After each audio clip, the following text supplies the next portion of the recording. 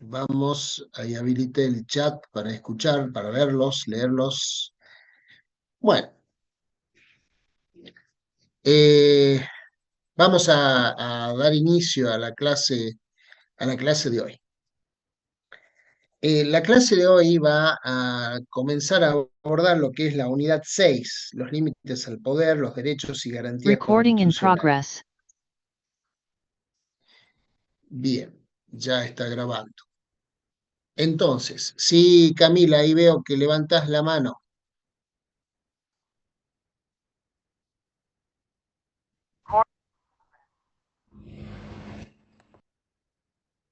Ya no levantas la mano, Camila. Bien, vamos a comenzar, decíamos, ya tratando la unidad 6. La unidad 6, la unidad 7, son las más entretenidas de la materia.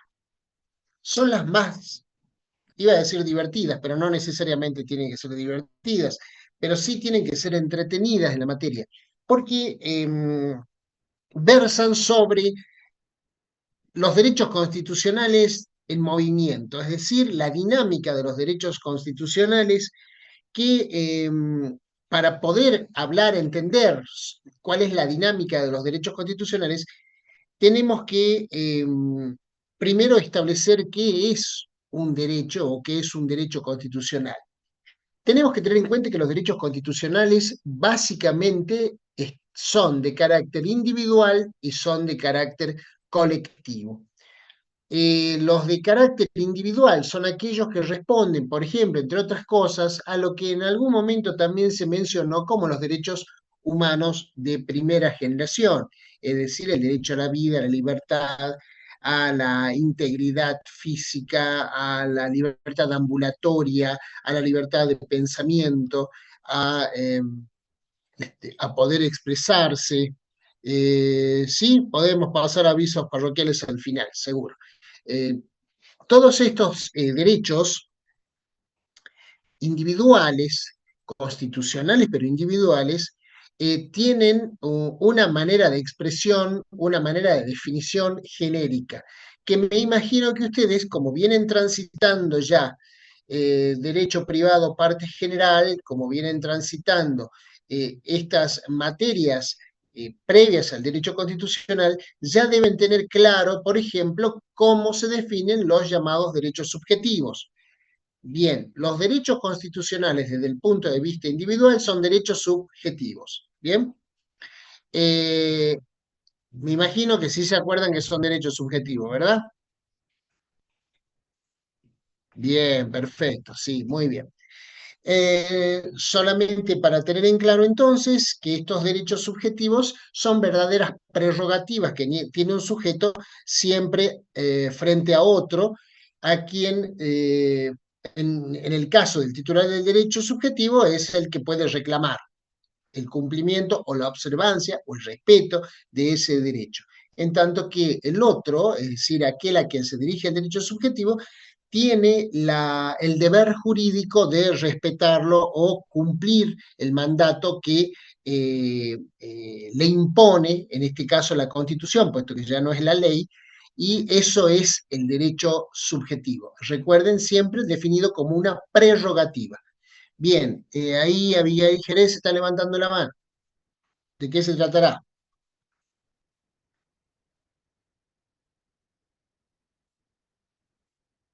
Abigail, no estoy viendo que Abigail responda. Bueno, eh, bien, se equivocó. Bien.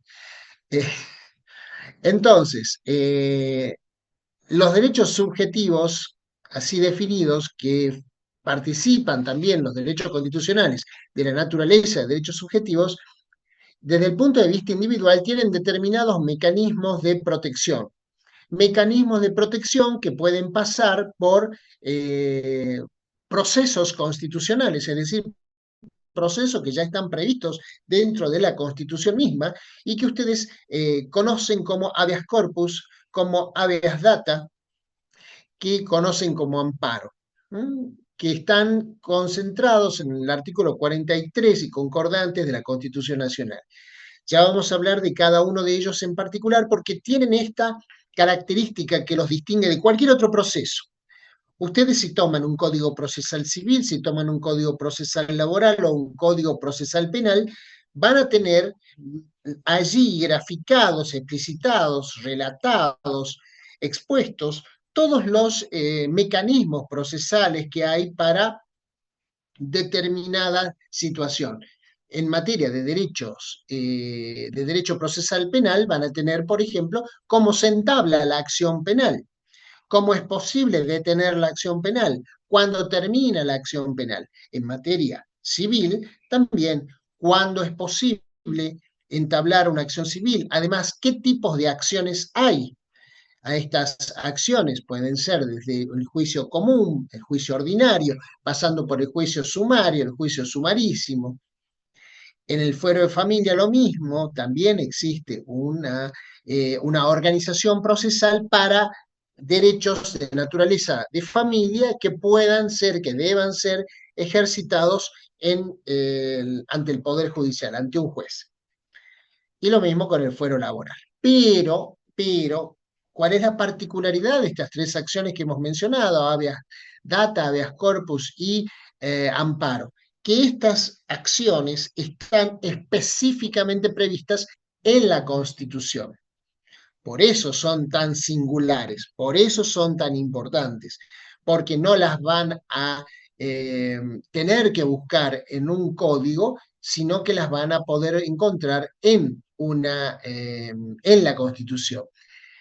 Esto digo sin perjuicio de que hay normas nacionales, por ejemplo, la norma que regula el amparo a nivel nacional, pero que de ninguna manera puede quitarle ni un solo gramo de importancia al amparo desde el punto de vista constitucional. ¿Por qué? Porque el legislador lo que ha hecho, nunca se olviden que el legislador está siempre un par de escalones más abajo que el constituyente. El legislador entonces ha reglamentado cómo se ejerce la acción de amparo, pero eso no significa que pueda limitarla, porque la acción de amparo está específicamente prevista en la Constitución. Esta circunstancia que es tan relevante, tan importante, dada la jerarquía que tiene que encontremos acciones judiciales de protección dentro de la Constitución, ha hecho que entendamos también la relevancia que tienen los derechos que se buscan proteger con estas acciones. Pero todavía no nos metamos en los mecanismos. Vamos entonces a volver a concentrarnos en los derechos constitucionales individuales y también dije que hay derechos constitucionales colectivos. Los derechos constitucionales colectivos son aquellos que se identifican con lo que ustedes también ya han escuchado como derechos humanos de segunda generación. Esto es, derechos que algunos instrumentos internacionales, puntualmente los pactos internacionales, que están incluidos en el artículo 75, inciso 22 de la Constitución, mencionan como el Pacto Internacional de Derechos Económicos, Sociales y Culturales, los famosos ECOSOC. Los famosos ECOSOC están también comprendidos como derechos constitucionales, pero de carácter colectivo. Algunos autores mencionan, por ejemplo, Lorenzetti entre ellos, menciona que estamos hablando allí de derechos constitucionales de clase. ¿Por qué de clase? Porque se refieren a determinados colectivos. Entonces, él habla de estos derechos constitucionales y, por supuesto, las acciones colectivas que también son de clase. Exactamente, los contenidos en el artículo 14 bis, ese artículo sobreviviente de la Constitución de 1949 también comprende derechos de esta naturaleza. Entonces ya sabemos, nos damos cuenta que existen derechos constitucionales individuales y derechos constitucionales colectivos. Ahora, ¿por qué es tan importante hablar de derechos y de garantías? Porque generalmente se incurre en una confusión cuando hablamos de garantías. Hay hay expresiones que, por ejemplo, los pueden llegar a hacer confundir en el sentido de decir el derecho a la garantía de. No, mentira, está mal dicho, es un enorme error. La garantía no es lo mismo que un derecho. Explicamos. Los derechos están titularizados por ciertos sujetos, dijimos individuales o colectivos, y en lo que hace a los individuales le hemos dicho que son derechos subjetivos porque tienen una naturaleza de prerrogativa. Bien, pero la garantía o las garantías en realidad están por encima de los derechos. Y lo ponemos en términos bien claritos porque nadie se confunda o nadie se pierda en esta explicación. Las garantías son aquellos mecanismos que permiten hacer efectivos los derechos. En otras palabras, las garantías son los paraguas, las salvaguardas, las protecciones de los derechos. Si tenemos un derecho, pero no tenemos una garantía que nos permita ejercerlo, es lo mismo que si no tuviésemos ningún derecho. Ejemplo para que también se vaya viendo esto, se vaya clarificando. Tenemos sin ninguna duda, y todos en esto lo vamos a poder constatar, los derechos pueden ser enunciados como el derecho a la vida o el derecho a la libertad, el derecho a la libertad ambulatoria. ¿En qué consiste el derecho a la libertad ambulatoria? Consiste en que yo tengo la posibilidad, tengo la atribución reconocida por la Constitución de moverme por donde yo quiera, a la hora que yo quiera, mientras no esté amenazando derechos o vulnerando derechos de terceros. Yo puedo caminar por donde yo quiera y puedo transitar por donde a mí se me dé la gana y a la hora que yo quiera. Y nadie puede venir a pedirme razones de por qué estoy o no estoy donde yo quiera estar. Bien, esta circunstancia, que es el derecho a la libertad ambulatoria, sin embargo, si no tuviera una garantía, que es, entre otras, las más importantes, el habeas corpus, como acción garantizadora, no me serviría de nada. ¿Por qué? Porque, está bien, yo puedo declamar en la esquina de cualquier barrio que tengo derecho a la libertad ambulatoria y me puedo mover a cualquier hora por donde yo quiera, pero si viene la autoridad policial y me priva de la libertad, yo podré declamar mucho mi derecho, pero si no tengo con qué defenderlo, si no tengo una herramienta para defenderlo, entonces es lo mismo que si no tuviera nada. Por eso es tan relevante, por eso es tan importante que, sí, sin duda, una de las características de los gobiernos de facto ha sido precisamente que elegantemente dijeron que quedan suspendidas las garantías, pero en realidad no quedaban suspendidas, quedaban suprimidas, que su efecto es todavía peor. Bien, ante esa situación entonces, si tenemos un derecho pero no tenemos con qué salvaguardarlo, no nos sirve de nada. Por eso es que las garantías son tan o más importantes incluso que los derechos.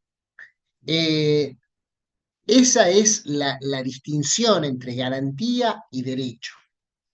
Eh, Todo el mundo seguramente ha oído hablar de el llamado derecho de defensa. Derecho de defensa de aquí, derecho de defensa de allá, derecho de defensa extrajudicial, derecho de defensa judicial, en fin.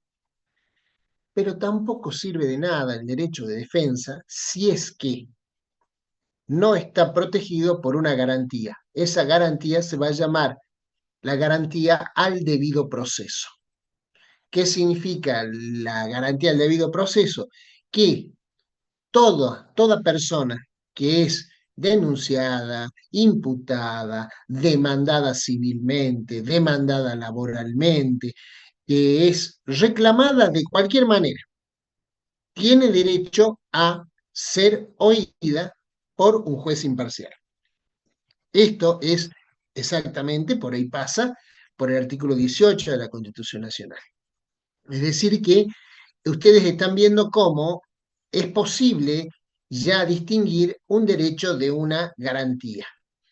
Eh, Además, esta posibilidad de distinguir un derecho de una garantía también nos permite pensar que las garantías vienen a ser como el núcleo duro de los derechos constitucionales. ¿Por qué el núcleo duro de los derechos constitucionales? Porque las garantías son las que permiten hacer actuar los derechos constitucionales, y la garantía, dice el profesor Maximiliano Rusconi, que él es profesor de Derecho Penal, pero sin embargo sus palabras sirven también para nuestra materia, dice él que las garantías son o equivalen al de aquí no me muevo, equivalen a decir de aquí no me muevo.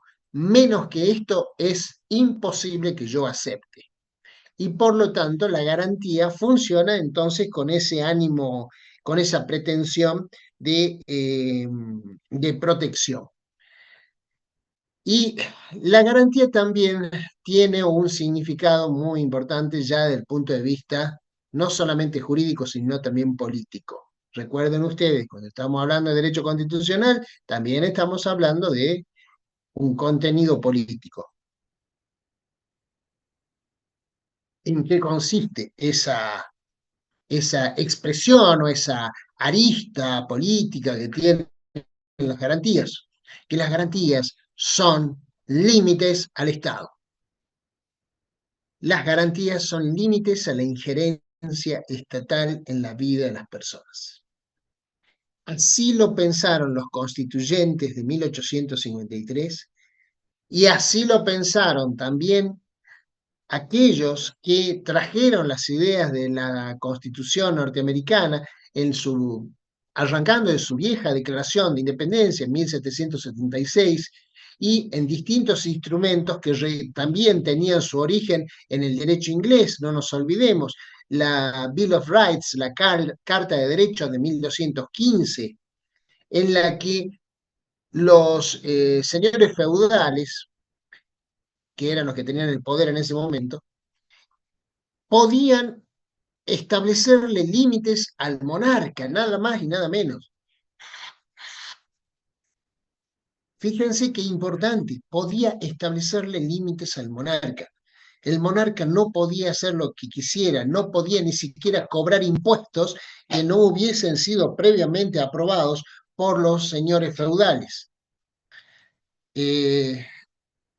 No podía decidir iniciar una guerra si no era a su vez aprobado por los señores feudales. Es decir, el rey, la monarquía absoluta como tal, ya en 1215 en Inglaterra no existía. En Inglaterra.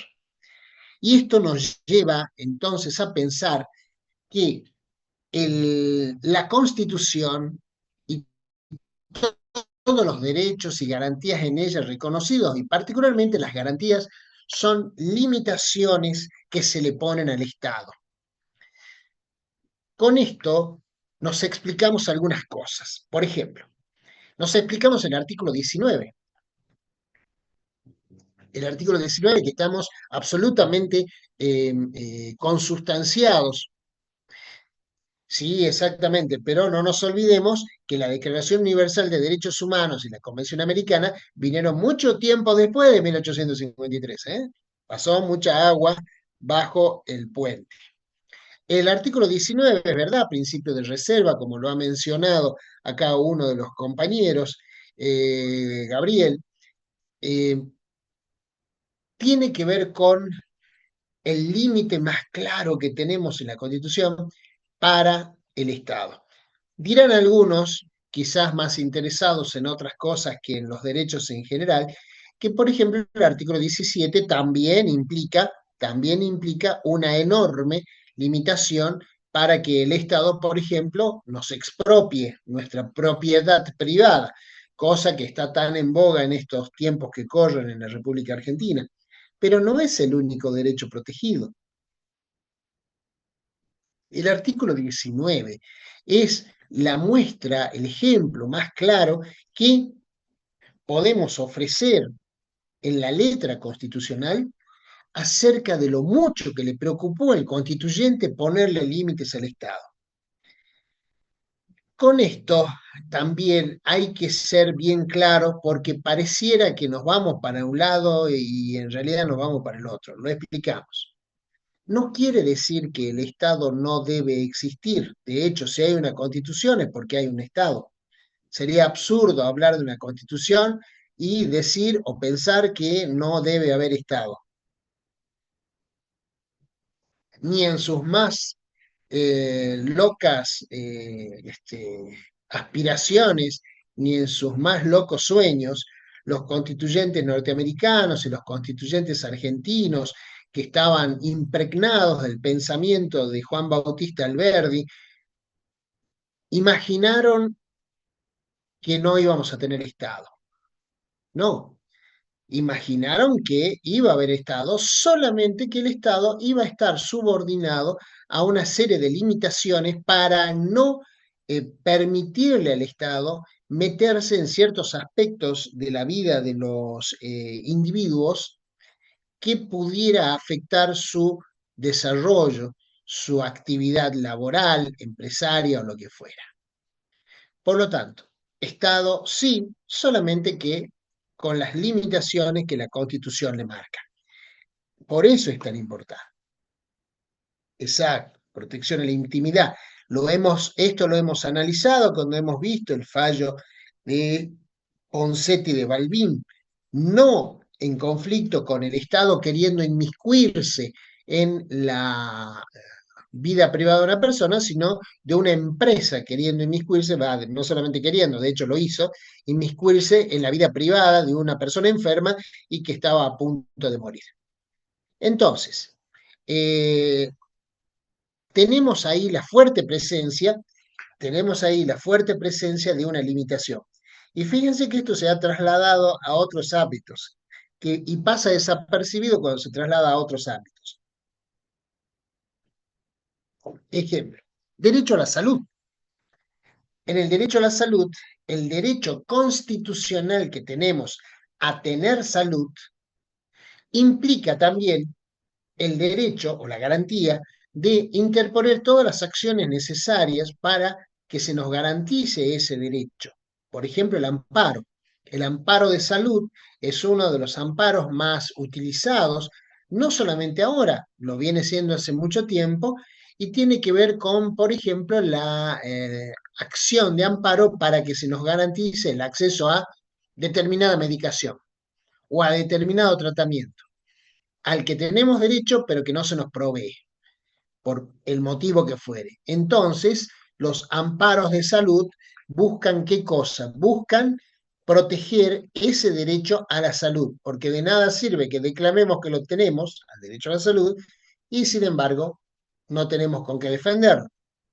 Esta es una manera, es un mecanismo sumamente ágil, rápido, para proteger un derecho que por lo general, cuando entra en crisis, no nos da mucho tiempo que digamos. Entonces es necesario resolverlo de una manera rápida, ágil, para que justamente el tiempo que transcurra no provoque una pérdida de ese derecho.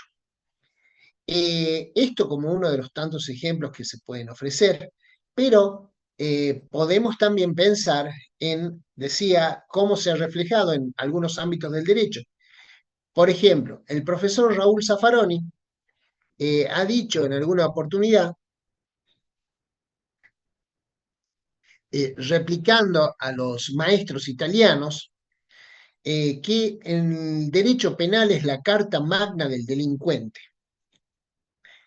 ¿Qué implica esto? Que ninguna conducta, como ustedes saben, principio de legalidad, ninguna conducta puede ser tenida como delito si la ley penal no la tipifica como delito. Por lo tanto, por más que no me guste lo que se esté haciendo, pero si eso no tipifica como un delito, entonces no es delito y no puede ser perseguido penalmente.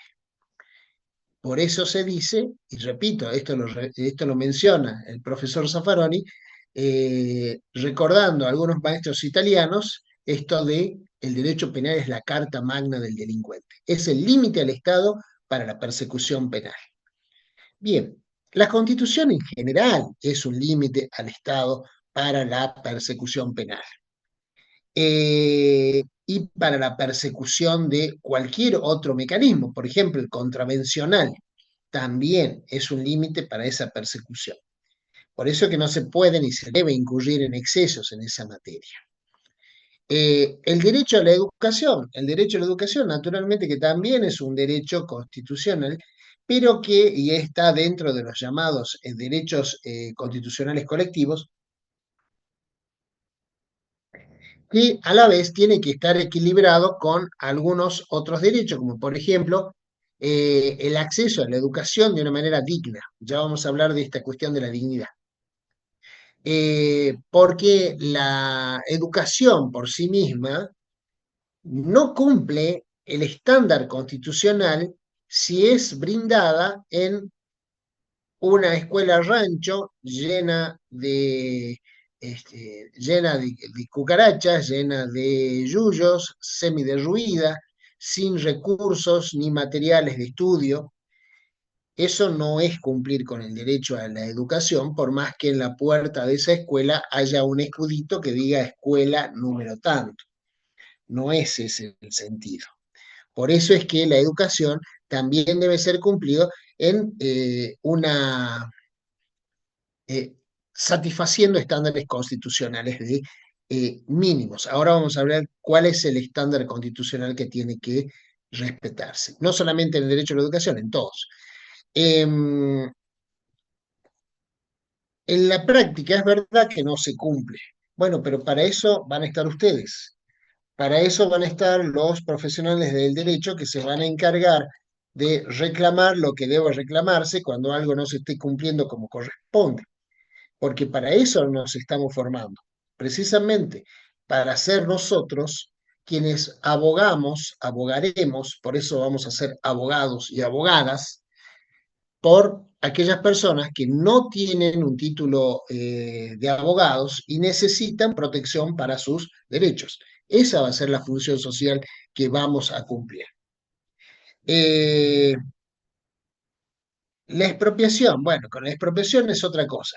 Con la expropiación, ojo que para que haya expropiación, esto lo van a ver sobre todo en derecho administrativo, para que haya expropiación, antes de que la expropiación se produzca, debe haber una declaración por ley de utilidad pública de algo. Por ejemplo, de un predio, de un inmueble, de una finca. Eso es antes de la expropiación. Es decir, antes de la expropiación debe haber una ley que declara alguna cosa de utilidad pública. Esa utilidad pública, declarada, repito, por ley, no es porque se me ocurre a mi intendente, a mi gobernador, no, tiene que ser declarada por ley la utilidad pública. Esa utilidad pública es la que va a permitir avanzar con un proceso expropiatorio, que, entre otras cosas, también conlleva el abono, el pago del precio justo que debe tener o que tiene esa cosa que se está expropiando con fines de utilidad pública. Esto también es muy significativo porque implica todo un proceso. Noten que quien debe tomar la decisión es el poder legislativo, sea provincial, si estamos hablando de un inmueble o una cosa provincial, o nacional, si es que estamos hablando de una cosa, un inmueble nacional. Y además debe cumplir siempre que se expropia, entre las condiciones para mantener la expropiación, debe cumplirse el objetivo para el cual se expropió, es decir, ese objetivo de utilidad pública. Porque si no es así, la persona que fue expropiada puede hacer lo que se conoce como juicio de retrocesión. Retrocesión quiere decir que exige la devolución de la cosa que fue expropiada. ¿Por qué? Porque no se la destinó al objetivo que se invocó al momento de expropiarla. Por eso. Eh, Decía esto, que es todo un procedimiento específico dentro del derecho público, ustedes lo van a ver en toda profundidad cuando vean derecho administrativo. Pero por de pronto vamos teniendo ya nociones de que hay ciertos derechos que no se pueden tocar, ni siquiera por el Estado, no se pueden tocar, y cuando se tocan es posible defenderlos. ¿Es posible defenderlos antes de que se lesionen estos derechos? Por supuesto, hay posibilidad de protegerlos de manera preventiva. Para eso también sirven los mismos mecanismos constitucionales de los que hemos hablado, el habeas corpus, el habeas data, el amparo. Sirven también para eso, para evitar sufrir el daño. Y de esa manera, ¿qué es lo que estamos consiguiendo? Estamos consiguiendo que la injuria, la lesión no se produzca, lo cual es mucho más barato que tratar de remediar lo que ya se produjo. Siempre desde el punto de vista de la reparación, es mucho más barato prevenir que curar, ya lo decían los viejos del barrio, o sea que no estamos inventando nada. Ahora, ¿dónde se produce la crisis entre el Estado y los particulares? ¿Y por qué el constituyente ha sido tan escrupuloso a la hora de fijar límites al Estado? ¿Y por qué se ha preocupado tanto en fijar límites al Estado? Porque generalmente el primer ofensor de los derechos de las personas es el Estado. ¿A través de qué? A través de distintos mecanismos, pero generalmente el mecanismo con el que mayoritariamente se producen ofensas a los derechos de los particulares es el llamado ejercicio de poder de policía del Estado. Cuando hablo de poder de policía del Estado, no estoy haciendo referencia a la policía en su actuación, en su rol de prevención policial, es decir, el policía uniformado que ustedes ven en la esquina de los barrios, bueno, de algunos barrios. No estoy hablando de eso, es el poder de policía en general. El poder de policía en general es ejercido por el Estado a través de sus distintas agencias u organismos, y siempre, siempre es la consecuencia de una disposición legal. ¿Qué quiere decir esto? Si estamos diciendo que la Constitución le pone límites al Estado, quiere decir que el Estado no puede interferir así como así la vida de las personas. Y entonces, para arreglar eso, para arreglar esa actividad, cuando el Estado sí tiene que ejercer el poder de policía, pero no debe hacerlo de una manera en que termine distorsionando de tal forma su ejercicio, resultando violatorio de los derechos de las personas, es el legislador el que debe reglamentar esa forma de ejercicio del poder de policía.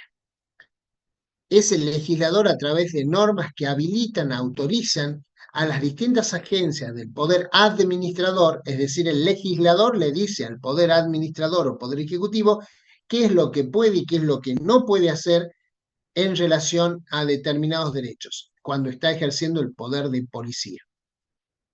¿Cuándo se ejerce el poder de policía? De muchas maneras. A donde ustedes miren, hay poder de policía del Estado. Vamos a poner un ejemplo con el que ustedes van a tener que convivir el día de mañana cuando se reciban de abogados o de abogadas. El Colegio de Abogados de la provincia de Jujuy.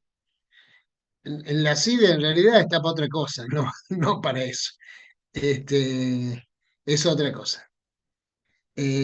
Porque la CIDE tiene un objetivo particular, que es hacer inteligencia y no fronteras adentro, sino fronteras afuera del país, que es otra cosa. Decía, el Colegio de Abogados. El Colegio de Abogados de la provincia de Jujuy, por delegación estatal, es decir, quien tiene el poder de policía es el Estado. Pero, ¿qué hace el Estado? Por ley, se le confía al Colegio de Abogados y Procuradores de la provincia de Jujuy llevar adelante el ejercicio de poder de policía de la matrícula, se dice. ¿Qué es la matrícula? La matrícula es el conjunto de abogados que están en el ejercicio libre de la profesión. Esa es la matrícula. Por eso los abogados se presentan a sí mismos como abogados de la matrícula, es decir, abogados o procuradores en ejercicio de la profesión libre. Esa circunstancia que haya un poder de policía, ¿para qué sirve? Para varias cosas. Primero y principal, para cobrarles un tributo. al ejercicio de la profesión. ¿Sí? Eso sí existe. Está previsto por ley y es la manera que tiene el Colegio de Abogados de nutrirse de recursos. Ahora, ¿para qué el Colegio de Abogados existe? Para también controlar que quienes ejerzan la profesión, entre otras cosas, vamos a decir algo que parece sonso, pero también exige esto, para que asegurarse que quien está ejerciendo la profesión tenga el título habilitante de abogado o abogada. Miren ustedes qué importante que es. No es que yo recibo el título y salgo a la calle a ejercer la profesión, no. Tengo que pasar por el Colegio de Abogados, hacer el trámite de inscripción en el Colegio de Abogados, para que el Colegio de Abogados primero me permita, a mí me habilite, me autorice para ejercer la profesión previa, naturalmente, inscripción en sus registros. Ahí se me otorgará un número que es el número de matrícula. Por eso es que ustedes el día de mañana, cuando se inscriban en el Colegio de Abogados, van a tener un número de matrícula profesional. Bien, eso es lo que va a pasar. Desde luego, lo previsional ya es verdad que está en manos del Colegio de Abogados, pero ya no con la misma importancia que antes. ¿Por qué? Porque todavía existe lo que se conoce como CAPSAP, ¿bien? Que es la Caja de Asistencia Previsional para Abogados. ¿Cuál es para abogados en la provincia? En otro momento, la CAPSAP en Jujuy era enormemente poderosa. Los abogados que se jubilaban, las abogadas que se jubilaban con llegaban a cobrar, tenían que cobrar porque así estaba establecido por ley, la ley de la CAPSAP, de la Caja Provincial, cobraban cuando se jubilaban el sueldo como si fueran camaristas del Poder Judicial. Eh, Años 90 mediante, la caja terminó rompiéndose como se rompió y hoy solamente puede hacer unos aportes mínimos a los colegas y a las colegas que se jubilan y para tratar de empardar un poco esa magra jubilación que hoy por hoy cobran. Porque no se olviden que la provincia de Jujuy ha dejado todo lo que es su materia previsional en manos de la nación. La ha transferido a la caja provincial, se ha transferido a la caja nacional. Y lo que hace la CAPSAP es hacer un aporte bastante mínimo para sumar algo más al ingreso de los colegas y las colegas que se jubilan como abogados particulares. Es lamentable, pero es la verdad. Eso también hay que decirlo. Bien, entonces, todo esto, repito, todo esto está en el marco del poder de policía. ¿Qué está también en el marco del poder de policía? Eh, Otra cosa que está en el marco del poder de policía es el cuidado de la ética profesional. Por eso es que dentro del Colegio de Abogados existe lo que se conoce como Tribunal de Ética del Colegio de Abogados, que está en realidad todos los colegios profesionales tienen un Tribunal de Ética, pero el ejemplo que les estoy dando es para que ustedes vean cuán cercano está o va a estar a ustedes el día de mañana cuando se reciban como profesionales del derecho. El Tribunal de Ética tiene una misión muy clara. Primero y principal, a veces se consigue, a veces no, todo depende de las listas que sean ganadoras, que el Tribunal de Ética debe estar conformado por los colegas más antiguos en la profesión, que además tengan una trayectoria profesional intachable. Eso significa que nunca hayan tenido sanciones, que nunca hayan tenido ningún tipo de denuncia, justamente para que les dé legitimación para estar en el Tribunal de Ética.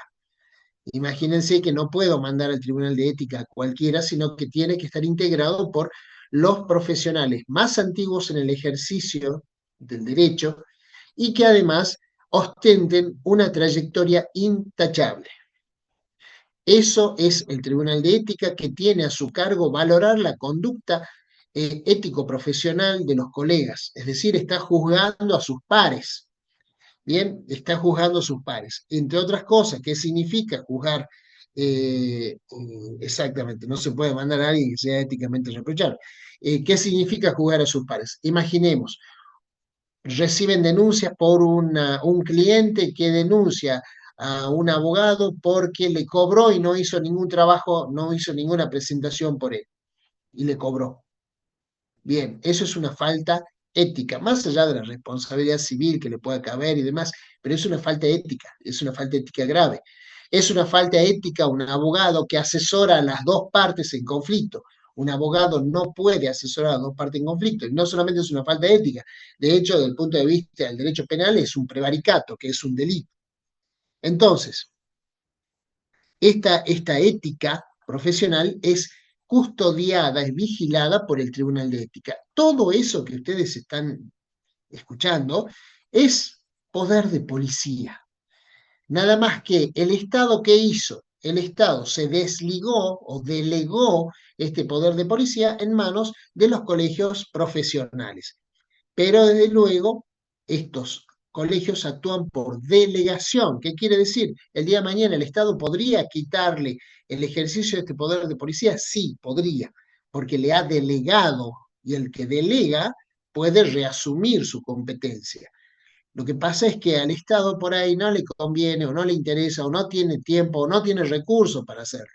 Y se entiende que quienes están más preocupados por defender estas instituciones, llámesele colegios profesionales, con todos sus organismos incluidos, son precisamente los mismos profesionales, porque hace a la calidad del ejercicio de la profesión de que se trate. Bueno, eso es poder de policía, eso es poder de policía. Bien, ¿el poder de policía podría excederse en su ejercicio? Sí, podría. Siempre está latente ese peligro, siempre. Entonces, ¿qué es lo que puede hacer un profesional que de pronto siente que se han avasallado sus derechos al haberse impuesto, por ejemplo, una sanción? Sí, ellos tienen poder de policía, SADAIC, ADICAPIF tienen poder de policía sobre, pero en realidad, ojo que es poder de policía, pero ahí ya tienen otro tinte, porque es también una finalidad recaudatoria, su finalidad es eminentemente recaudatoria, y tiene como función distribuir lo recaudado entre aquellos autores que están adheridos a una o a otra para que vivan de eso, digamos, y garantizar que van a recibir una retribución justa por el uso de su propiedad intelectual. Y en este caso, de los que estamos hablando, por ejemplo, un profesional que haya recibido una sanción por parte del colegio correspondiente o del tribunal de ética del colegio correspondiente y considera que se ha violado su derecho de defensa. Puede ir ante la justicia para que se le ponga un límite a ese poder de policía. Puede, sí puede. Eso es lo relevante, digamos. Lo relevante desde el punto de vista que fíjense cómo funciona la protección. Funciona contra ese poder de policía. Ven ustedes que el Estado, nunca se olviden de esto que hemos mencionado en una de las clases teóricas que ya hemos pasado. El Estado, por naturaleza, busca expandir su poder, busca expandir sus atribuciones. Y en esa búsqueda de expansión de sus atribuciones puede llegar a vulnerar derechos. Esto es lo que hace peligroso que el Estado se desmadre eh, expandiendo de manera absolutamente desmedida sus atribuciones. Por eso es que ahí funciona el límite, tiene que funcionar el límite constitucional como freno al ejercicio de este poder por parte del Estado. Pero de nada podríamos hacer si no contásemos con herramientas aptas para poner ese límite. Decíamos, amparos, habeas corpus, habeas data y demás. Ahora, dijimos también que el núcleo duro de las garantías se encuentra alojado en el artículo 19 de la Constitución. ¿Y por qué? Es decir, para entender esto hay que entender algo de su historia. Sabemos que uno de los grandes problemas en virtud de los cuales estalló la Revolución Francesa fue esta hipertrofia que tuvo el Estado, en este caso el Estado monárquico y absoluto, que se inmiscuía en absolutamente todos los derechos de los ciudadanos. Y los ciudadanos no tenían remedio alguno, no tenían protección alguna contra ellos. Entonces, ¿qué era necesario? Era necesario reconocer algún límite. Por eso es que en lo primero que pensaron los revolucionarios franceses fue en los derechos a la vida, a la libertad ambulatoria, a la libertad de pensamiento, a la libertad de expresión, a la libertad de cultos, y de esa manera poder evitar que el Estado pisoteara esos derechos, avasallara esos derechos, como veo que está poniendo allí uno de los compañeros. Eh, Entre otras cosas, y donde más confianza nos da esa protección de derechos, es en nuestros propios domicilios, en nuestras propias casas, en nuestros trabajos. A ver, ¿cuántos de ustedes guardan en su casa algo atesorado, por el motivo que sea? No quiero decir que sea algo ilícito, sino simplemente algo que ustedes custodian, guardan, esconden también si quieren, no pasa nada porque es un derecho constitucional, y de pronto, y confían en que en su casa, en el cajón del ropero, en el cajón del escritorio, está seguro, que nadie lo va a tocar. Y de pronto, tenemos a un Estado que irrumpe sin autorización alguna, sin medida alguna, irrumpe en ese domicilio y se lleva aquello que nosotros creíamos que estaba seguro. ¿Mm? Sí, abajo del colchón también puede ser. Ustedes son libres de elegir dónde van a guardar las cosas. Eh, Irrumpe en eso. Ahora, no solamente la dictadura, ¿eh? Hoy por hoy también pasa, hoy también pasa. Muchas veces la actuación de las fuerzas de prevención policial se excede en el cumplimiento de directivas que se le dan y terminan provocando lesiones importantes a los derechos de las personas. Decíamos entonces, ¿qué pueden hacer? ¿Qué pueden hacer ante esto? Yo no necesito vivir en un fuerte para poder decir que está todo protegido. No hace falta. A mí me protege la Constitución. Ahora bien, tampoco hay que ser ingenuos. La Constitución no va a estar aguantando la puerta cuando me la vengan a voltear, porque eso puede llegar a pasar, por supuesto que puede llegar a pasar. Entonces, ¿el remedio cuál es? El remedio es precisamente las acciones judiciales que se pueden entablar a efectos de restablecer ese desorden creado por un ejercicio eh, abusivo del poder. Por eso es que el artículo 19 es tan importante. Y no nos olvidemos, entre otras cosas, que están dentro de la órbita de protección del artículo 19, todo aquello que se considere privado, todo aquello. Seguramente más de uno de ustedes se estará acordando en este momento de la situación del doctor Ricardo Balbín, esa privacidad para morir como él quería o podía o debía morir y no expuesto ante las cámaras de un fotógrafo. Bien, hasta eso abarca. Las, las cartas y papeles privados, se decía antes. Hoy esto ya ha sido absolutamente superado.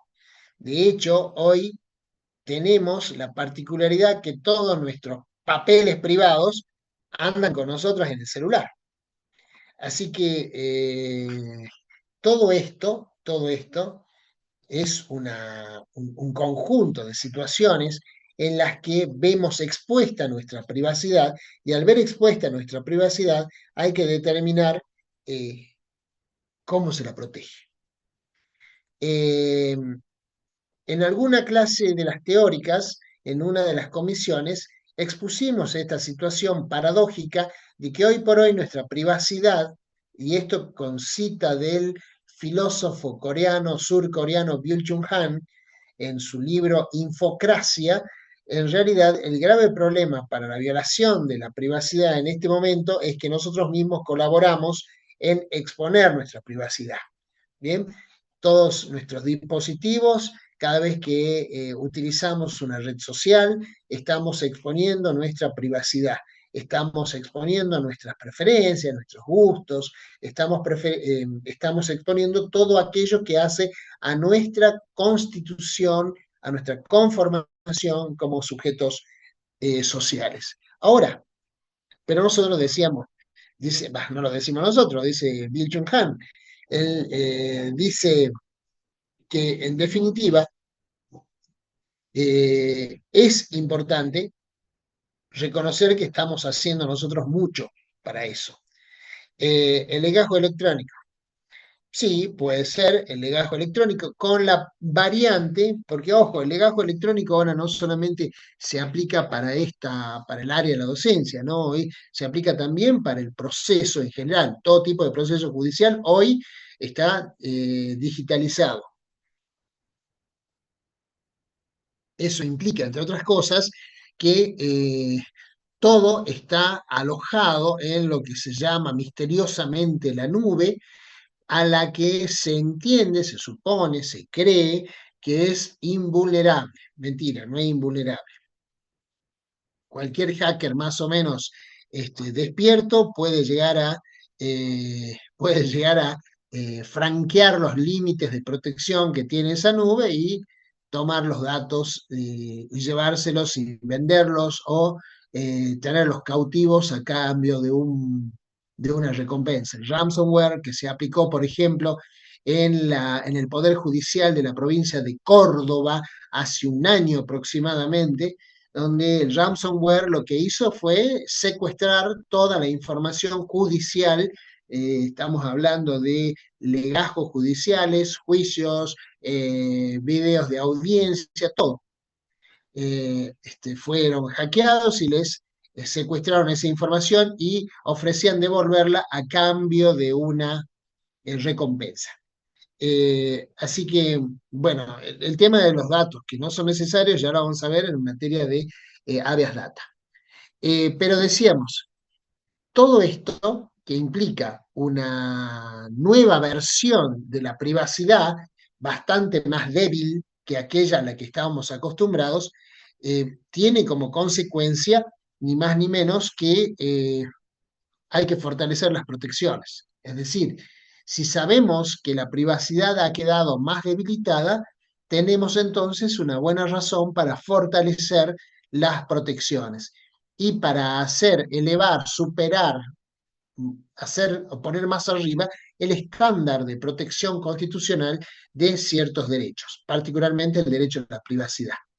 El problema es que los que violan el derecho a la privacidad se mueven más rápido que aquellos que pretenden proteger el derecho a la privacidad. Hay mecanismos cada vez más ingeniosos, más modernos, más rápidos para violar la privacidad y, repito, la paradoja es que nosotros contribuimos mucho para eso, ponemos nuestro enorme grano de arena para eso y quienes se están regalando somos nosotros. Pero desde el punto de vista constitucional, eh, entonces el nudo más importante de protección lo tenemos en las garantías. Estas garantías que funcionan en distintos ámbitos, como hemos visto, en el ámbito penal, en el ámbito de la salud, en el ámbito del trabajo, en el ámbito educativo, estas garantías se ejercen también de manera particular en cada uno de estos lugares, de estos ámbitos. ¿Por qué? Porque no es lo mismo funcionar en el ámbito del derecho penal que en el ámbito de la salud. Un amparo de salud no es lo mismo que un habeas corpus penal. Entonces, la cuestión es cómo pensar el núcleo duro del artículo 19 de la Constitución Nacional en materia de protección de derechos frente a la mayor vulnerabilidad que ofrece los medios de comunicación, las redes sociales, los dispositivos que los utilizan y demás. ¿Cómo? ¿De qué manera? Uno de los compañeros sacó acá a colación uno de los temas más sensibles, que es el de la información. información que está en ámbitos públicos y en ámbitos privados. ¿Por qué en ámbitos públicos y privados? En el ámbito público está, sí está. ¿Dónde? Se encuentra cada vez que vamos a una escuela pública y dejamos nuestros datos para inscribir a nuestros hijos, que nos anotamos en alguna materia, que tratamos de hacer algún tipo de registro, por ejemplo, el registro inmobiliario, el registro automotor, cuando vamos a declarar que hemos adquirido o hemos vendido un vehículo automotor, son registros públicos. Ahora los registros privados existen, por supuesto que sí. Si vamos a sacar un crédito a un banco, bueno, que ya no se hace como se hacía habitualmente, ahora basta con decir sí cuando nos llaman por teléfono preguntándonos si queremos acceder a un crédito y basta con que presionemos uno si decimos sí y presionemos dos si queremos no. Es decir, que ya se ha eludido toda la burocracia que antes se tenía que cumplimentar para sacar un préstamo. Bien, ¿eso dónde queda? ¿Dónde queda toda esa información? Queda en el ámbito privado. ¿De quién? De un banco. Y esa información, además, se convierte en mercancía. ¿Por qué se convierte en mercancía? Porque un banco que tiene la información de sus clientes vende esa mercancía a otro banco y por eso es que muchas veces, seguramente más de uno de ustedes habrá recibido llamadas de un banco que jamás pisó en su vida diciendo tenemos un crédito para ofrecer. ¿Bien? Eh, y ahí hay un grave problema porque nos están ofreciendo desde lugares que nosotros desconocemos algún crédito, algún tipo de ofrecimiento, nos van a mandar todas las tarjetas de todos los colores habidos y por haber para que nosotros seamos felices gastando. ¿Bien? ¿Y cómo, se pregunta uno, cómo es que este banco que yo nunca pisé, resulta que me termina llamando y que encima me tratan de vos, me tutean, me tratan como si fuéramos amigos que nos conocemos toda la vida, eh, saben mi número de documento, saben dónde trabajo, si tengo trabajo naturalmente, saben mis ingresos, todo eso lo saben. ¿Y por qué? Porque esa información se vende y se compra. Por eso, se vende y se compra. Somos mercancías. Nuestros datos, nuestra información es mercancía que se vende y que se compra. Bien, entonces, ante eso, ¿qué puede pasar? Podemos interponer una acción de naturaleza constitucional que se llama habeas data. ¿Mm? El habeas data en realidad es una deformación de una expresión latina que su origen es el habeas corpus, el traer el cuerpo. ¿Para qué? Para ver a la persona que está privada de su libertad. Tráiganme el cuerpo de esta persona y quiero ver dónde está, cómo está. Bien, haciendo una especie de analogía muy burda, desde luego, pero no importa, se llamó habeas data, que su finalidad consiste en lo siguiente, consiste en enterarnos nosotros de qué información tiene quién. Es decir, qué información tiene sobre nosotros, por decir algo, el registro inmobiliario. ¿Qué información tiene sobre nosotros el banco fulano de tal? Y esa información nosotros podemos controlarla. Una vez que se nos muestra esa información, la podemos controlar. ¿Controlar en qué sentido? En cuanto a el contenido y también, de última, también podemos disponer, también podemos pedirle a un juez que suprima esa información. Ejemplo, eh, que el banco fulano de tal tenga información sobre nosotros vinculado a nuestro estado de salud. Al banco, ¿por qué le puede llegar a interesar?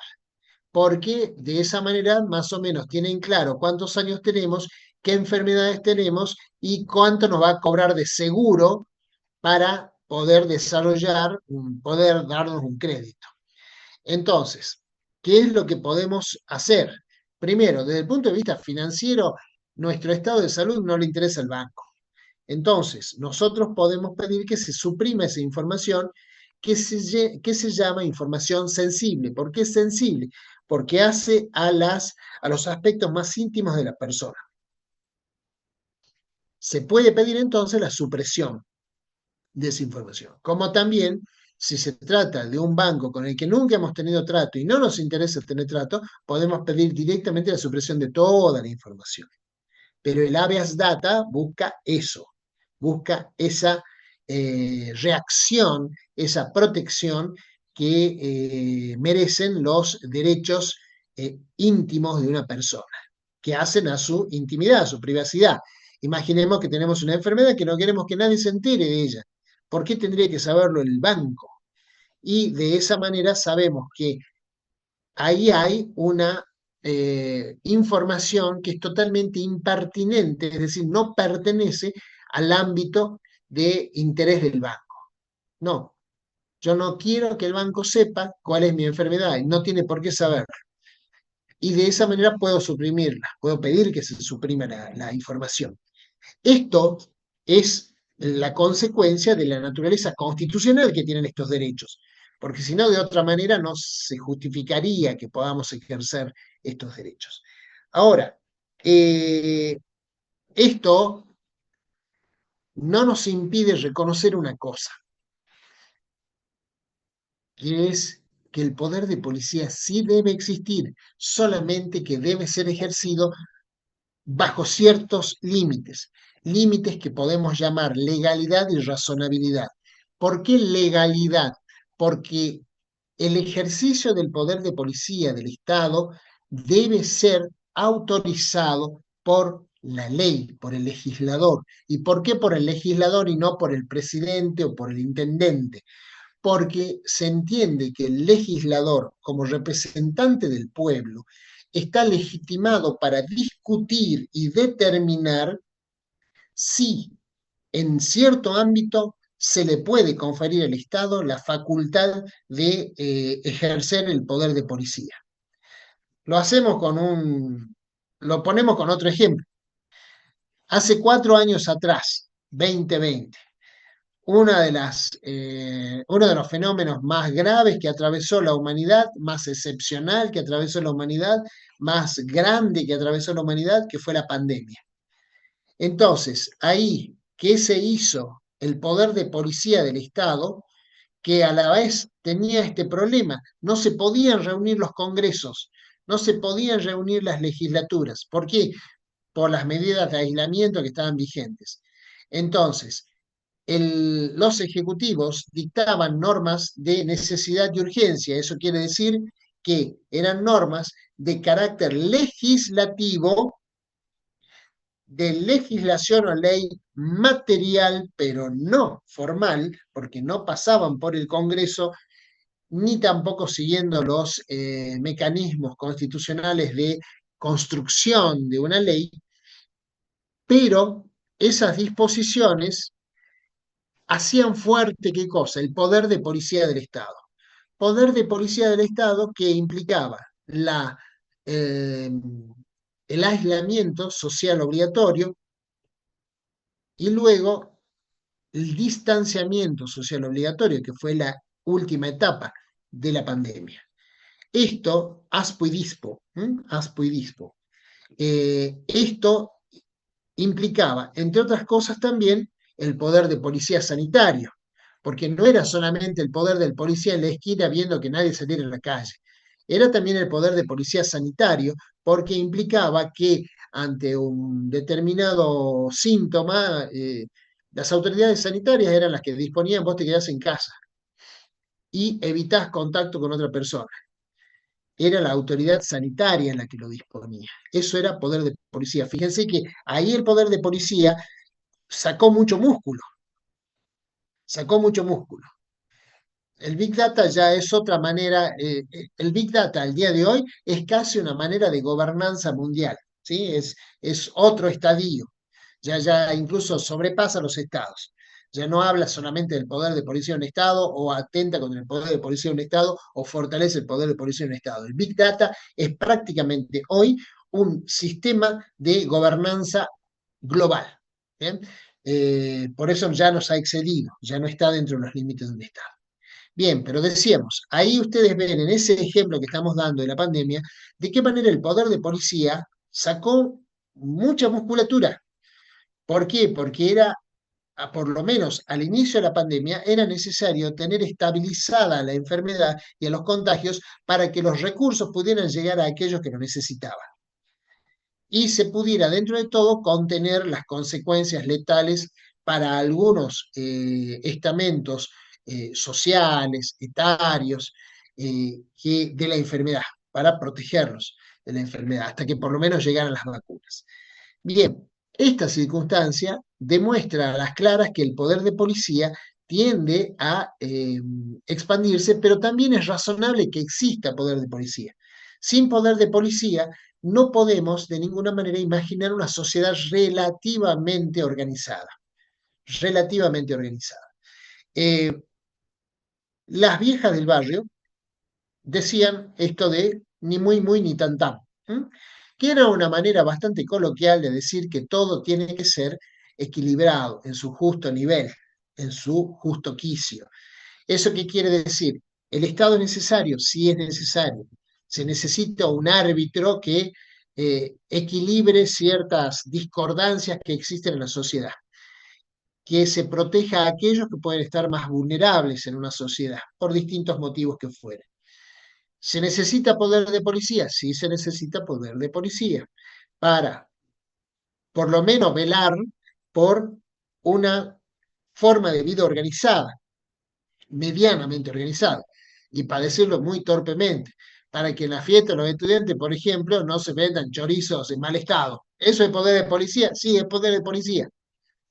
Miren ustedes también dónde llega el poder de policía. Por eso les decíamos, a donde miremos hay poder de policía.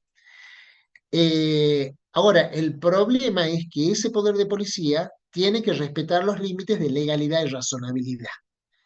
Legalidad debe estar reconocido legalmente por el representante del pueblo, la legislatura, que es la que le debe conferir al Estado administrador las atribuciones, le debe decir cuáles son los ámbitos donde puede y debe ejercer poder de policía, y no que el administrador se largue solo a querer establecer cuáles son esas facultades. No, deben estar reguladas legalmente, porque ahí está el límite también.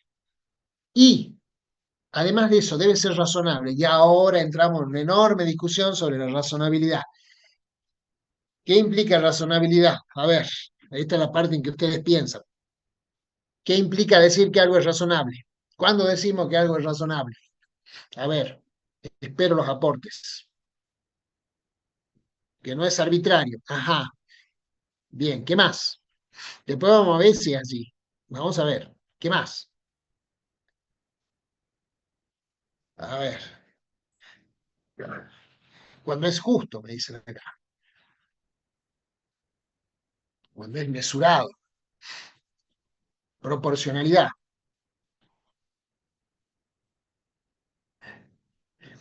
¿Dónde está? Acá está. Que tiene un fundamento, proporción entre medio y fin. Bien. Resultados aceptables, que tiene un sentido. Cuando responde la razón, motivado. Bien. Muy bien, vamos a develar el misterio. Sí, algo de esto que han dicho tiene que ver con eso. Lo razonable implica, o gran parte de lo razonable, tiene conexión con la proporcionalidad. Con eso tiene proporción, con eso tiene relación. ¿Por qué? Lo razonable o la razonabilidad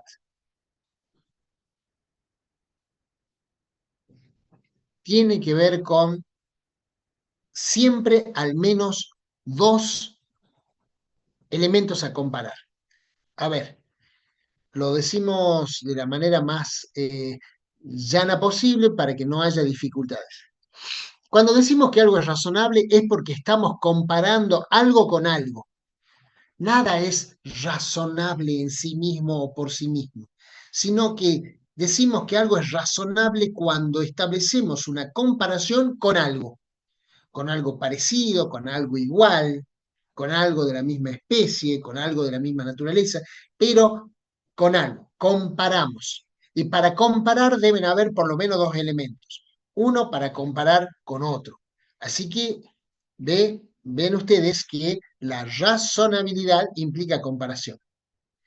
Por eso es que la gran porción, la gran parte de la proporcionalidad está conformada, está constituida por esto que algunos de ustedes dijeron, la proporcionalidad. La proporcionalidad también es un elemento de comparación. Cuando decimos que algo es proporcionado a, estamos vinculando ya dos elementos, que A es proporcionado a B. No podemos decir que algo es proporcionado en sí mismo, sino que siempre racionalmente lo proporcional implica una comparación entre A y B, al menos entre A y B. ¿Puede haber más? Sí, puede haber muchos más elementos, pero básicamente tiene que haber dos por lo menos. Si no, no podemos comparar. Esa proporcionalidad es el núcleo duro de la razonabilidad. ¿Esto qué implica? Que toda decisión que tome el Estado, no se olviden, Constitución como límite a la acción estatal, como límite, como frontera a la acción estatal. Ahora, ¿cómo establecemos ese límite? Buscando proporcionalidad. Buscando proporcionalidad entre qué y qué, porque dijimos que al menos tiene que haber dos elementos. Buscando proporcionalidad entre lo que queremos conseguir y los medios para conseguirlo. Podríamos decir entre fin y medios. Proporcionalidad que...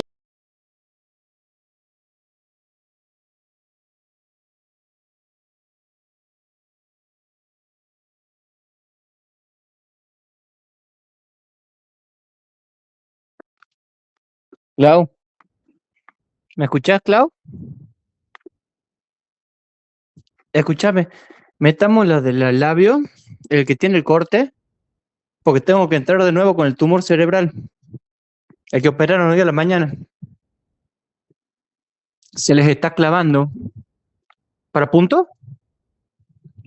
Sí, sí, sí, aparte se ya cumple el ayuno, pero el tumor se les está clavando y no me puedo comunicar con la ama.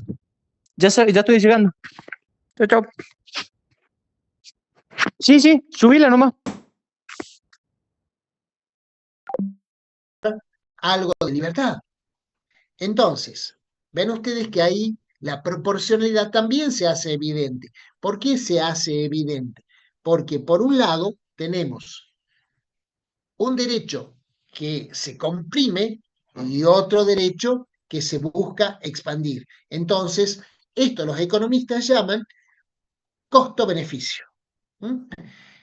Sí, es un conflicto de derechos, es un conflicto de derechos, pero para el conflicto de derechos ya tenemos, vamos a verlo cuando analicemos unidad 7, pero hay un conflicto de derechos allí.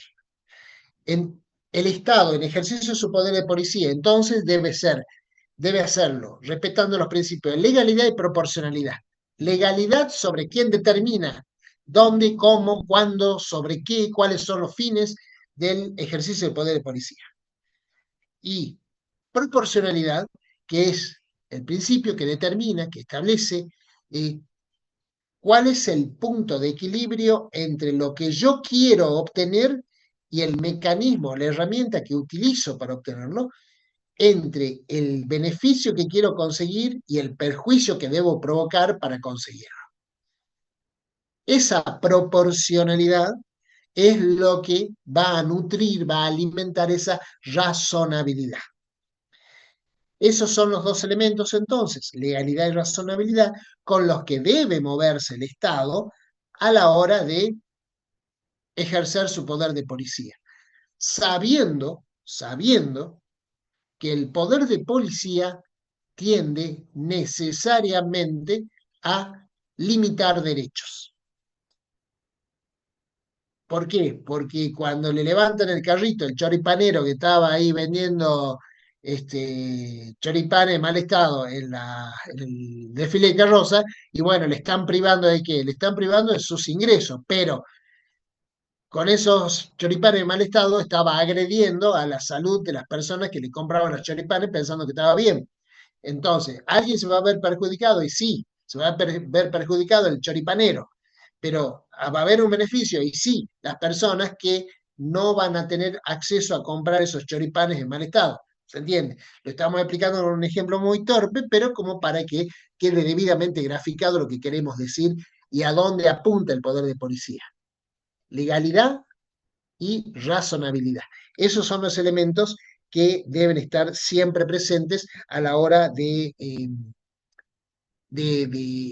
marcar los límites al Estado en su actuación. Y como una forma, no digo extrema, porque no es extrema, pero es una forma interesante de determinar los límites del Estado, está sin ninguna duda el principio de autonomía de las personas. El principio de autonomía de las personas es uno de los principios más enriquecedores, así como conflictivos, que tiene el ser humano con el Estado. Siempre nos agarramos ahí con el Estado, siempre. ¿Por qué? Porque el Estado muchas veces quiere pasar por encima incluso de nuestro poder de decisión sobre nuestro propio cuerpo. Por ejemplo, si yo no quiero recibir determinado tratamiento médico, han tenido que pasar décadas desde que se le hizo entender a los médicos, particularmente médicos del sector público, que no podían tomar decisiones por sobre la voluntad del paciente. En algún momento hemos ejemplificado Bahamondes y hemos ejemplificado con Albarracín y Nieves. Recordarán algunos de ustedes cuando en su momento hemos hablado del caso Bahamondes y este testigo de Jehová que no quería recibir la transfusión sanguínea. Y, sin embargo, se buscó una acción judicial en orden a pretender que esta persona recibiera la transfusión aún en contra de su voluntad.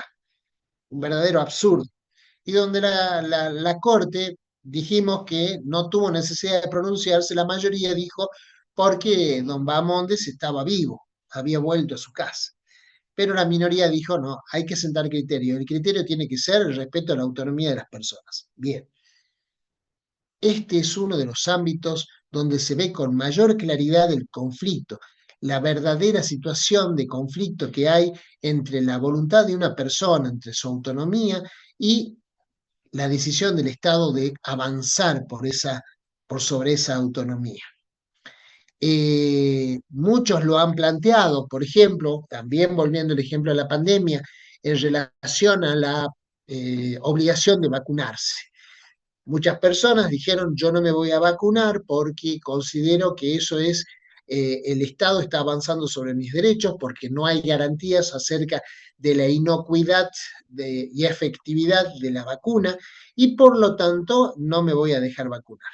Pero por otro lado estaba el interés público que exigía que estuviésemos vacunados para evitar la diseminación de la enfermedad más allá de lo manejable. Es decir, no se garantizaba que no nos íbamos a enfermar, sino que lo que se garantizaba era que esa enfermedad no iba a ser en todos los casos letal. Eso es lo que se buscaba. Entonces, exactamente, esta dicotomía, este enfrentamiento entre los derechos individuales y los derechos colectivos. Esta situación hizo que también ahí el poder de policía del Estado se hiciera sentir con bastante potencia. ¿Hay buenas razones para no vacunarse? Por supuesto que las había, sí, pero también había buenas razones para obligar a una persona a vacunarse. Y en el conflicto entre ambos, era un conflicto de naturaleza constitucional y debía ser resuelto para que en algún caso se entendiera que lo que estaba verdaderamente necesitándose era la preservación del interés común, del interés social. Eh, a ver, si una persona que no se quería vacunar garantizara que no iba a poner un pie afuera de su casa, que se iba a mantener aislada, que no iba a ir a trabajar, que se subordinaba a que le trajeran las cosas, la comida, lo que fuera a la casa. Perfecto, pero no se garantizaba eso. Entonces, ¿qué es lo que era necesario establecer? Era necesario establecer reglas que constitucionalmente equilibraran el derecho individual, autonomía de las personas, frente al interés social de la vacunación. Es así como, en definitiva, se resolvieron la mayoría de los conflictos que se dieron en esta área, en este ámbito. Pero ven ustedes cómo el poder de policía en alguna etapa histórica pudo ser más fuerte, en otra etapa histórica pudo ser más débil, pero siempre tiene que estar presente. Esto es inevitable. Entonces, no existe agravio por el solo ejercicio del poder de policía del Estado. Sí existe agravio cuando ese poder de policía se aplica de manera irrazonable o desproporcionado, como lo dijimos hace rato, o de manera ilegal, es decir, cuando el Estado hace aplicación de un poder de policía que la ley no le ha conferido. Entonces, ahí ven ustedes de qué manera funciona, de qué manera se entiende esta armonía que tiene que haber entre costos y beneficios, entre derechos. Exactamente, bueno, acá uno de los compañeros habla de que hay que equilibrar, por supuesto, estamos hablando exactamente de eso, de establecer ciertos equilibrios que a la vez no son equilibrios fijos, esto es lo más complejo, no son equilibrios estáticos, es decir, cuando establecemos un equilibrio o una situación equilibrada, no decimos que esta situación queda así para siempre, sino que lo que son equilibrios dinámicos. Al decir que son equilibrios dinámicos, estamos queriendo decir que son equilibrios flexibles y que por lo tanto admiten ir modificando sus características, su importancia, su peso, cuando las situaciones también cambian. Por eso es que recordarán ustedes que acabo de decir ASPO y DISPO, porque en la ASPO era directamente el aislamiento y pasados unos meses ya se pasó a la DISPO, distanciamiento. ¿Eso qué implicaba? Implicaba que las medidas se iban morigerando. Y eso, al irse morigerando, era lo que permitía establecer algún equilibrio en movimiento, algún equilibrio siempre dinámico. Esto es relevante para entender que la Constitución provee de parámetros que no son parámetros que están fijos, sino que son parámetros que pueden irse adaptando a a las circunstancias determinadas de un tiempo y lugar para que no se quede siempre lo mismo. ¿Por qué? Porque si fueran fijos, resulta que terminaríamos convirtiéndonos también terminaríamos dando autorización a directivas inconstitucionales. ¿Por qué inconstitucionales? Porque si nos dejamos de directivas rígidas, estas directivas después pueden volverse, habiendo nacido proporcionales, habiendo nacido razonables, habiendo nacido legales, con el tiempo, si se cambian, se modifican las circunstancias que debe gobernar, entonces se terminan convirtiendo en irrazonables o desproporcionadas. Y por eso es que esto le toca al Estado administrador el ejercicio del poder de policía, porque el Estado administrador tiene un margen de maniobra más amplio que el resto de los poderes del Estado. El Estado administrador tiene un margen de maniobra más flexible. ¿Por qué? Porque depende de la voluntad de un solo sujeto, que es el titular del poder administrador. Por eso es que tiene él el poder de policía. Delegado, fijado, atribuido por la ley. Pero eh, puede valorar las situaciones para ir dosificando, regulando el poder de policía. Y que de esa manera, no termine convirtiéndose en lo que nació constitucional, no termine convirtiéndose en inconstitucional. Por eso este derecho, esta tensión entre derechos individuales y el interés social está arbitrado, está regulado, está equilibrado por un ejercicio razonable, proporcional y legal del poder de policía. Ahora, cuando el poder de policía se desmadra y nadie lo controla, bueno, eso tampoco es bueno. Y ahí tenemos nosotros los remedios constitucionales que tenemos a nuestra disposición en materia de protección de las garantías. Y esto lo vamos a ver en la unidad 6, también de los límites al poder, pero particularmente qué ocurre con la colisión de derechos, donde son los derechos los que colisionan entre sí o colisionan con las atribuciones que el Estado pretende arrogarse, avanzando sobre esos derechos y, bueno, ¿cómo hacemos para responder a esa agresión? Bien, preguntas.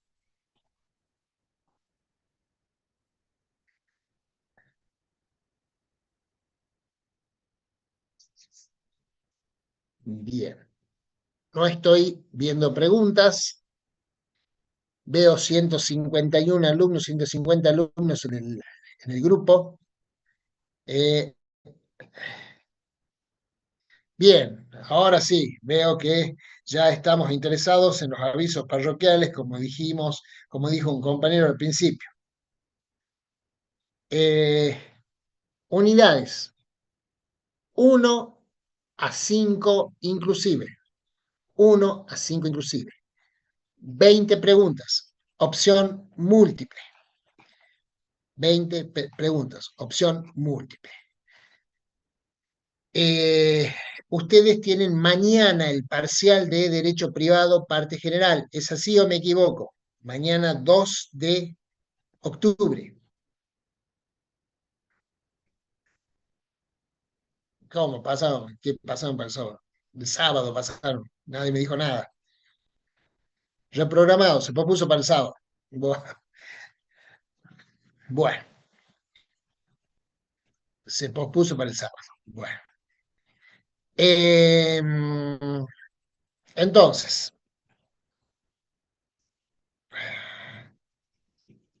mañana está cerrado. Anoche avisaron. Ajá, y al profesor nadie le avisó nada. Bueno, van a rendir por comisiones, parece. Seguro que están diciendo. Bueno, la idea que tenemos, el examen ya está cargado en el aula virtual. Obviamente no está todavía visible para ustedes, pero ya está cargado en el aula virtual. Va a contener 10 preguntas, como dijimos, de las 20, 10 tienen que ver con los casos prácticos que hemos analizado a lo largo de estas clases y 10 tienen que ver con la bibliografía que ya se les indicó en su momento. Así que esa es la distribución. ¿Cuál sería alguna pregunta? Me parece que he medio mucho mercado. Entonces, ya está programado para hacerlo para el día martes 8. A ver, ¿digo bien? Me estoy equivocando. Para el día martes 8 a las 17 horas. Está programado para activarse, el temporizador ya está puesto. Ahora, martes 8, 17 horas, se va a hacer visible el examen, el cuestionario, que es opción múltiple, 20 preguntas. Se les otorga por cada pregunta, repito que es opción múltiple, bien, todos son opción múltiple, no hay ninguno para desarrollar. No es presencial, es virtual. Se activa la apertura al parcial a partir de las 17 horas y esas 20 preguntas tienen un tiempo promedio superior a 2 minutos por pregunta. Tiene una sola respuesta correcta. Tiene una sola respuesta correcta. No tiene centésimos. No tiene centésimos. Hay una sola respuesta correcta, no tiene centésimos. Eh, es absolutamente, vamos a conceder 50 minutos, es decir, van a tener más de 2 minutos por pregunta. Entonces, me imagino que aprovecharán el tiempo, pero van a tener más de 2 minutos por cada pregunta. Son repito, 20 preguntas, durante 50 minutos va a estar activo, abierta la plataforma para que inicien. Tienen hasta 2 oportunidades por cada pregunta. Bien, tienen 2 oportunidades por cada pregunta. El resultado está previsto que se dé automáticamente una vez terminado el parcial. Todos en el mismo horario. Todos tienen que ser en el mismo horario. ¿Bien? Así que creo que no quedan dudas. De todas maneras, todavía nos queda la clase del día jueves, el práctico, y la clase del día sábado. Para si hay alguna duda, significa que si no marcaste una pregunta, ¿qué significa 2 oportunidades? Que significa que si marcaste una pregunta y luego dijiste, iluminaste, y dijiste, no, no era esa, era otra, podés una segunda oportunidad y se tiene en cuenta la última oportunidad.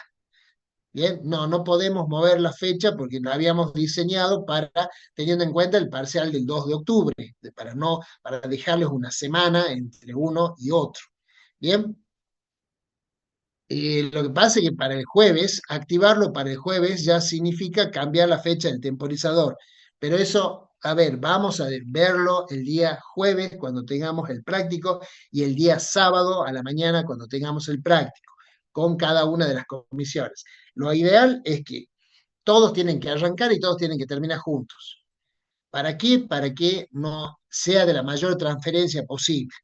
Y no sé si vamos a poder cambiar. ¿Qué dice? Martes 8. Dice martes 8 es. No, sí, el martes es 8, sí, es verdad. El martes es 8. Bien. eh, Así que bueno, vamos a unificar, vamos a poner para el martes 8, todo el mundo, largamos el temporizador a las 5 de la tarde. Así que vamos a hacer así. No se asusten, van a tener 50 minutos, tienen tiempo de sobra para cada pregunta y van a poder tener 2 opciones para responder. Esas son las alternativas y a las 17:50 se cierra el aula virtual, ya no se puede ingresar más respuestas y el sistema tiene que arrojar el resultado. Bien, si hubiera alguna catástrofe, digamos, que no se pudiera hacer y demás, no, tiene que ser del lugar donde ustedes estén. Ahora mismo están siguiendo la clase en distintos lugares, por lo tanto, es el lugar en el que ustedes estén. Bien, porque en la facultad el primer problema que nos plantearon es que no tienen, por ejemplo, para usar los datos móviles. Los datos móviles se les consumen y no pueden hacer absolutamente todo el parcial. A ver, por acá. Eh, no, no, no, desde la casa, todo de la casa, del trabajo, desde la comodidad este, de su lugar. ¿Bien? El sábado es normal la clase práctica. Sí, sí, sí, normal. Así que, bueno, muy bien. No, por el momento no vamos a cambiar. Repito, tendría que... no, hay a las 17. ¿Se entra puntualmente a las 16 o hay un intervalo para ingresar? No, a partir de las 17 se abre. Obviamente, si ustedes están atentos, entran a las 17:01, ya tienen abierta el aula y tienen los 50 minutos para ustedes. Ahora, entraron a las 17:15 y bueno, ya tienen 15 minutos menos. ¿Bien? ¿Se entiende? Eso también depende de cada uno. Este, Así que bueno, les digo que esa es la alternativa. Repito, si llegara a pasar una catástrofe de algún tipo, nos vamos a encargar de hacérselo saber por el aula virtual y siempre, si pasa algo y no podemos tomarlo ese día, se lo pasa para después. Nunca se adelanta un parcial, siempre se pasa para después. ¿Bien? Eh, Muy bien. Entonces, despejados los avisos parroquiales, nos estamos viendo el jueves si Dios quiere.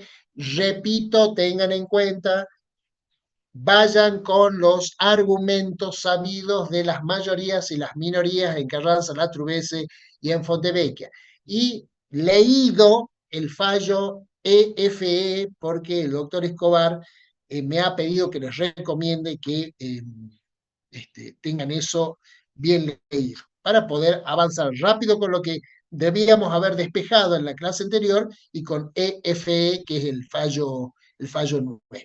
Así que no se olviden, el día jueves y el día sábado, el práctico es normal. Y ahí, si hubiera alguna cuestión extraordinaria que chocaron los planetas y no podemos hacer el parcial, siempre se pasa hacia adelante, jamás se adelanta, jamás se anticipa, siempre se pasa para más atrás.